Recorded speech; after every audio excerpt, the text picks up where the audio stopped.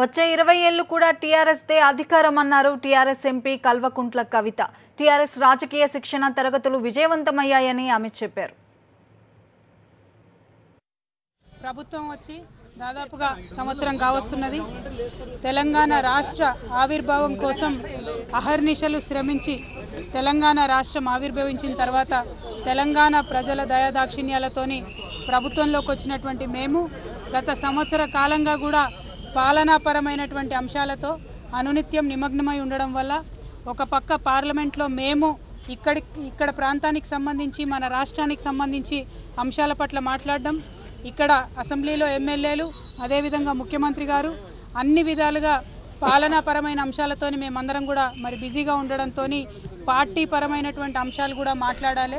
పార్టీలో గెలిచినటువంటి ఎమ్మెల్యేలకు, మినిస్టర్లకు, ఎంపీలకు, ఎమ్మెల్సీలకు, మరి జెడ్పీ చైర్మన్లకు అందరికీ కూడా ఒక పాలన పైన కానీ ప్రజల పట్ల కానీ అదేవిధంగా తెలంగాణ రాష్ట్రంలో మనం తీసుకొస్తున్నటువంటి మార్పులు చేర్పుల పట్ల కానీ అన్ని అంశాల పట్ల కూడా కేసీఆర్ గారు ప్రత్యక్షంగా మాట్లాడాలి.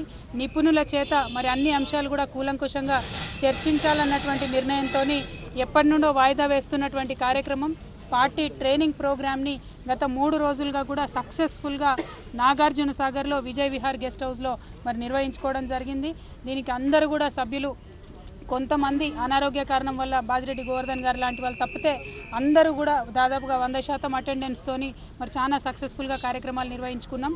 రూరల్ డెవలప్మెంట్ అంశాల నుంచి మొదలు పెడితే, మున్సిపాలిటీల నిర్వహణ దగ్గర నుండి మొదలు పెడితే, రాజ్యాంగపరమైనటువంటి అంశాలు, అదేవిధంగా అసెంబ్లీలో రూల్స్ సంబంధించిన అంశాలు, అదేవిధంగా తెలంగాణకు ప్రాణప్రదమైనటువంటి ఇరిగేషన్కి సంబంధించినటువంటి అంశాలు, కేసీఆర్ గారి మనసులో ఉన్నటువంటి తెలంగాణకు రాబోయే రోజుల్లో ఇవ్వాల్సినటువంటి పథకాలు, తెలంగాణ ప్రజల పక్షాన ఉండే ఆలోచనలు అన్నిటినీ కూడా మరి 3 రోజుల్లో మా శాసనసభ్యులకు, పార్లమెంట్ సభ్యులకు అన్నీ కూడా కేసీఆర్ గారు, నిపుణులందరూ కూడా వివరించారు.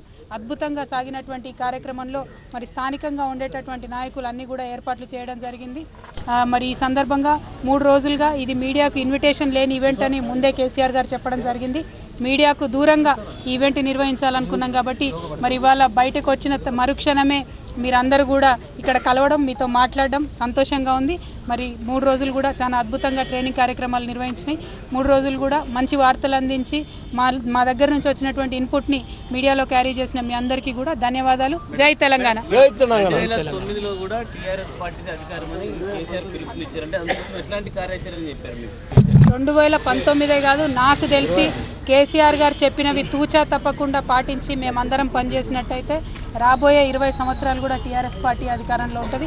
ఎందుకంటే మేము ప్రజల పక్షాన ఆలోచన చేసేటటువంటి వాళ్ళం, ప్రజల కోసం ఆలోచన చేసేటటువంటి వాళ్ళం, ప్రజల కోసం పనిచేసేటటువంటి వాళ్ళం కాబట్టి ఖచ్చితంగా మా పార్టీకి ఆదరణ ఉంటుంది.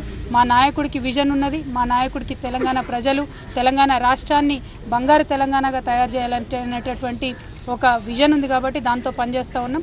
డెఫినెట్గా నెక్స్ట్ 20 years టీఆర్ఎస్ పార్టీది అధికారం. Thank you. జై తెలంగాణ.